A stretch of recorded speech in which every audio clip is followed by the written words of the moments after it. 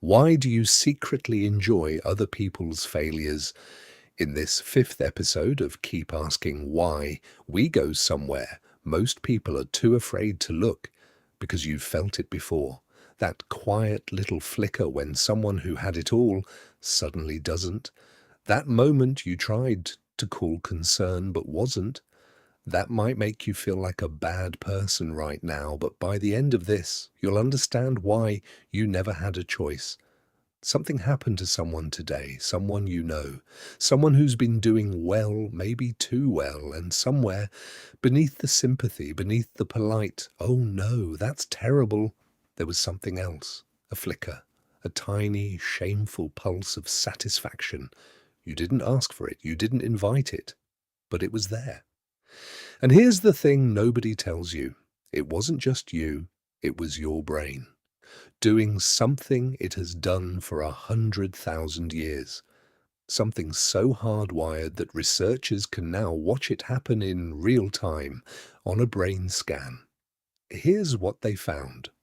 When you witness the failure of someone you envy, your brain's ventral striatum activates. That's the reward center, the same structure that fires when you eat your favorite meal, when you win money, when you have sex. The pleasure signal is not metaphorical, it is functionally, neurologically identical. Scientists call the emotion Schadenfreude, German for damage joy. And a landmark study by Takahashi and colleagues showed something that should stop you cold. The more envy a participant felt toward a person before that person failed, the stronger the dopamine hit when the failure came. High envy, high pleasure, measurable on a scan. You weren't being cruel, you were being human, in the most embarrassingly literal sense. But why does envy produce this? Why does someone else's fall feel like your win? Because evolutionarily, it was your win. In a world of scarce resources, food, status, mates, land, your neighbor's loss genuinely improved your position. The brain that felt rewarded by a rival's downfall was the brain that stayed alert to threats, that tracked social hierarchies, that understood that relative position mattered as much as absolute survival. That brain is your brain. You're running ancient competitive software in a world where your neighbor's promotion doesn't actually take anything away from you. But your limbic system never got that update, and social media made it catastrophically worse. Fail videos, public meltdowns, celebrity scandals. The entire architecture of the internet is quietly monetizing your Schadenfreude, and you didn't even notice. Because here's what's dark. The dopamine hit from watching someone fail online is real, repeatable, and addictive. Research shows that the same reward loop that drives drug use also drives the compulsive consumption of failure content. You're not watching those videos because you're mean, you're watching them because your brain learned that failure content delivers a reliable chemical reward, and it wants more. But there's a cost, and this is the part almost nobody talks about. Chronic Schadenfreude. Habitual pleasure at others' failures progressively erodes your capacity for empathy.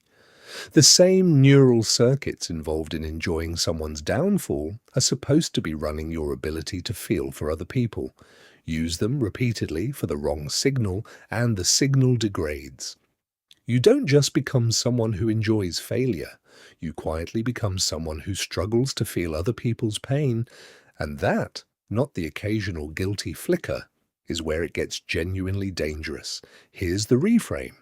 The flicker itself isn't the problem. It's ancient, it's automatic, and it's in every human brain on the planet.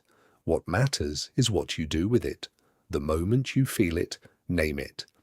Out loud, if you have to. That was Schadenfreude.